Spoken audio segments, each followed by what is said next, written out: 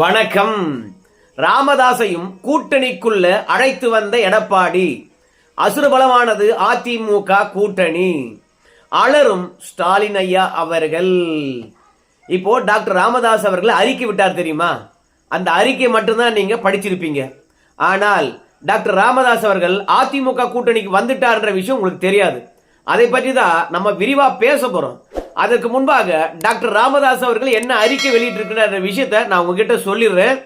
அந்த அறிக்கைக்கு பிறகு அதிமுகவுடன் எப்படி கைகோர்த்திருக்கின்றார் என்ற விஷயமும் நல்லா உங்களுக்கு தெரியும். முதல்ல டாக்டர் ராமதாஸ் அவர்கள் என்ன சொல்றாருன்னு கேட்டீங்கன்னா, டிசம்பர் மாதம் 17ஆம் தேதி நாங்கள் செயற்குழு பொதுக்குழு நடத்தினோம்பா. அதில் டாக்டர் ராமதாஸ் அவர்களுக்கு தான் கூட்டணி பேசுவதற்கான அதிகாரத்தை கொடுத்துருக்குறாங்க செயற்குழு பொதுக்குழு உறுப்பினர்கள். அதனால கூட்டணி பேசுவதா இருந்தா டாக்டர் ராமதாஸ் கிட்ட தான் பேசணும். பாமக தொடர்பாக அன்புமணி கிட்ட கூட்டணி பேசுனதாக தகவல் வருகிறது. அது தவறு, சட்டவிரோதமானது.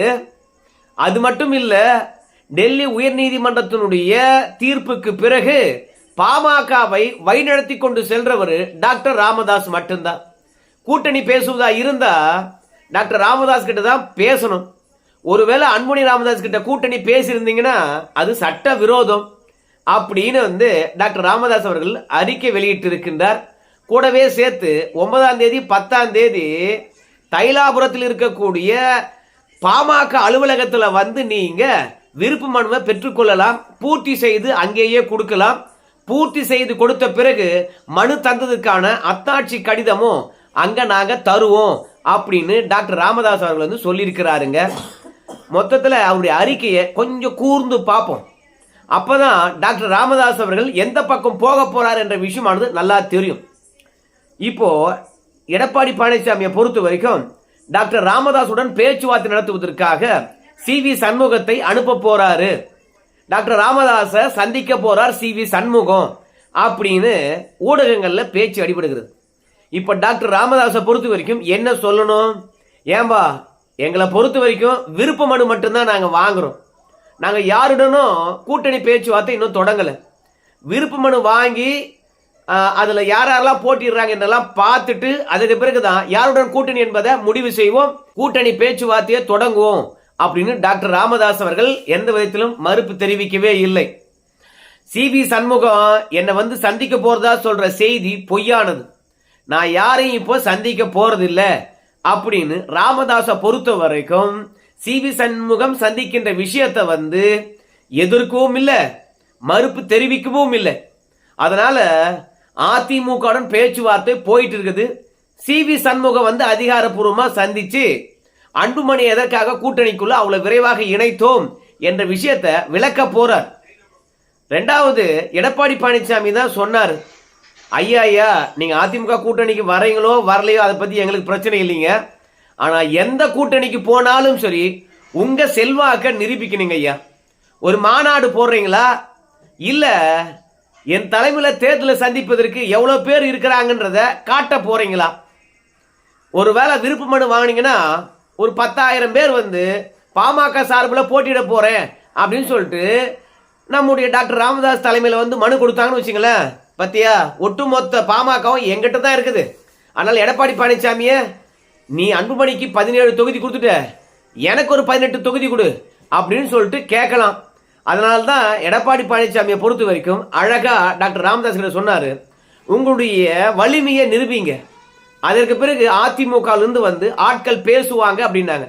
அதனால டாக்டர் ராமதாஸை பொறுத்த வரைக்கும் இப்போதைக்கு நம்ம எடப்பாடி பழனிசாமிக்கு ராமதாசனுடைய வெயிட் என்ன அப்படின்னு காட்டுறதுக்காக தான் 9-10 அன்னைக்கு விருப்ப மனு விநியோகிக்கப்படும், வாங்கின்னு போய் ஃபில்அப் பண்ணி பணத்தை கட்டி வாங்கின்னு போய் ஃபில்அப் பண்ணி என்கிட்ட கொடுங்க அப்படின்னு டாக்டர் ராமதாஸ் அவர்கள் சொல்லியிருக்கிறார்.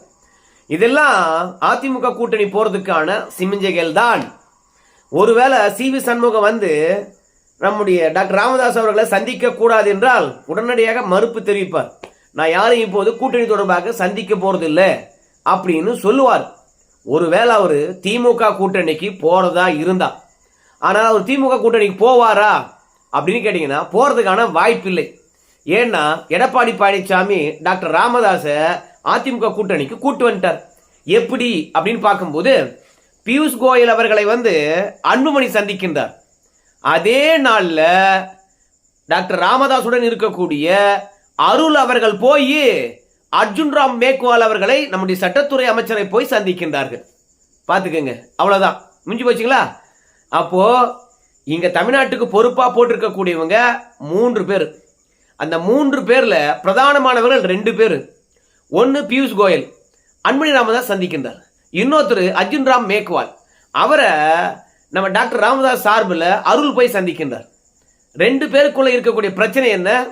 அதே மாதிரி தனித்தனியாக போட்டிடுறீங்களா இல்லை ஒன்னா சேர்ந்து போட்டிடுறீங்களா? ஒன்னா சேர்ந்து போட்டிடுவதா இருந்தா உங்களுக்கு மாம்பழம் கிடைக்கும், என்ன சொல்றீங்க அப்படின்னு. அதுக்கு அருள் அவர்களை பொறுத்த வரைக்கும் அர்ஜுன் ராம் மேக்வால் கிட்ட பேசின விஷயம் என்பது, நாங்களும் மாம்பழத்திலே போட்டிடுறோம், அன்புமணியும் மாம்பழத்திலே போட்டிடட்டும், 2 பேருக்கும் ஒரே சின்னத்தை கொடுங்க, அன்புமணி கிட்ட சொல்லி நாங்களும் மாம்பழத்திலே போட்டிடுவதற்கான ஏ ஃபார்ம் பி ஃபார்ம்ல கையெழுத்து போட்டு கொடுக்க சொல்லுங்க அப்படின்னு அருள் அவர்கள் பேசியிருக்கின்றார். அதனால 17 தொகுதி எங்க அன்புமணிக்கு, 6 தொகுதி டாக்டர் ராமதாஸுக்கு. அந்த 6 தொகுதி எடப்பாடி கொடுக்கணும்னா அவர் இடத்துல எவ்வளவு பேர் இருக்கிறாங்க? நிர்வாகிகளா, தொண்டர்களா, கட்சிக்காக உழைக்கக்கூடியவங்களா, தேர்தலில் போட்டியிடக்கூடியவங்களா, ஏதோ ஒரு விதத்துல செல்வாக்க நிரூபிக்கணும் டாக்டர் ராமதாஸ். அதுக்காக தான் விருப்ப மனு வாங்குறாரு. அதனால ஏற்கனவே பேசி முடிச்சாச்சு. அப்ப திமுக கூட்டணிக்கு போகவே மாட்டாங்களா அப்படின்னு கேட்டீங்கன்னா போகவே முடியாது. ஏன் அப்படின்னு சொல்றேன்னு கேட்டீங்கன்னா, நம்முடைய டாக்டர் ராமதாஸ் அவர்கள் அந்த அளவுக்கு ஆப்பு வச்சிருக்கின்றார். திமுக பொறுத்த வரைக்கும் வன்னியர்களுக்கான இடஒதுக்கீடு 10% பாமகவினர் ஒன்று சேர்ந்து போராடி அதை கொடுங்க என்று கேட்கக்கூடாது என்பதற்காக திட்டமிட்டு பாமக இருக்கக்கூடிய துரோகிகளை பயன்படுத்தி பாமகவை உடைத்து விட்டது. 2ஆக உடைத்து விட்டது. ஜி.கே. மணியும் அருளும் திமுகவுடைய கைகூலிகள். அவங்க 2 பேரும் தான் திமுகவுடைய ஸ்லீப்பர் செல்லுகள். பாமக உடைச்சதே இந்த 2 பேர் தான். ஐயா அவர்களுக்கு 87 வயது. அவருக்கு இப்போது ஆதரவு தேவை. அவர் யாராவது ஒருத்தருடைய உதவியை நாடித்தான் எல்லாவற்றையும் செய்ய முடியும். ஸோ நாங்கள் உதவியா இருக்கிறோம் ஐயா அப்படின்னு சொல்லிட்டு திமுக கிட்ட வாங்கின பணத்துக்கு என்னையும் டாக்டர் ராமதாஸையும் பிரிச்சுட்டாங்க, கட்சியும் உடைச்சிட்டாங்க, அவங்க தான் துரோகிகள் என்று வெளிப்படையாக அப்படி பேசினார். இப்போ ஒருவேளை டாக்டர் ராமதாஸை பொறுத்த வரைக்கும் அன்புமணி அதிமுக இருக்கிறாரா அப்படின்னா நான் திமுக போறேன் அப்படின்னு முடிவெடுத்தார்னு வச்சுங்களேன், என்ன ஆகும்? அன்புமணி ஈஸியா பிரச்சாரம் பண்ணிட்டு போவார். இந்த திமுக தான் வன்னியர்களுக்கு துரோகம் பண்ணது. 10.5% நீதிமன்றத்திலிருந்து பெற்று தரவே இல்லை. நீதிமன்றம் தரவுகளை எடுத்தாந்து கொடுத்துட்டு வன்னியர்களுக்கு 10.5% வாங்கிக்கணும் போன்னு சொன்னாங்க. ஆனா திமுக ஒரு குழுவை போட்டேன், அவங்க ஆராயிறாங்கன்னு சொல்லிவிட்டு 4 வருஷமாக வன்னியர்களுடைய வாழ்க்கையை நாசம் பண்ணிச்சு. அந்த துரோகி இடத்துல போய் இவங்கெல்லாம் கைகோத்திருக்காங்க. நான் அன்னைக்கே சொன்னேன், திமுக தான் எங்க கட்சியை உடைச்சது, இந்த ஜி.கே. மணியும் அருளும் துரோகிகள் பாருங்க, திமுக கைகுலின்னு சொன்னேன். கரெக்டா அங்கேயே போய் சேர்ந்துட்டாங்க பாருங்க. அவனுடைய எண்ணம் எல்லாம் என்னன்னு கேட்டீங்கன்னா, பாமக உடைச்சி ஒரு பாதி திமுக வரணும், இல்லைன்னா பாமக அழியணும்னு நினைச்சாங்க. திமுக உள்நோக்கத்தை நான் தெரிஞ்சுக்கிட்டு தான் அன்னைக்கே ஜி.கே. மணி யார் என்பதை சொன்னேன், அருள் யார் என்பதை சொன்னேன். அவங்க திமுக கைகுலி தான் என்பதை நான் உறுதிப்படுத்தினேன். இன்னைக்கு நிஜமாச்சு பாத்தீங்களா அப்படின்னு சொல்லிட்டு திமுக கூட்டணி வச்சாருன்னு வச்சுக்கலேன், ராமதாஸ் நிச்சயமாக அவருடைய கூட்டணியே பாத்தீங்கன்னா திமுகவுக்கு பலவீனமாகும். 2வது அன்புமணிக்கு பலமாகும். அது மட்டும் இல்ல, வட மாவட்டங்கள்ல திமுக மீது கொலவெறியில் இருக்கிறாங்க வன்னியர்கள்.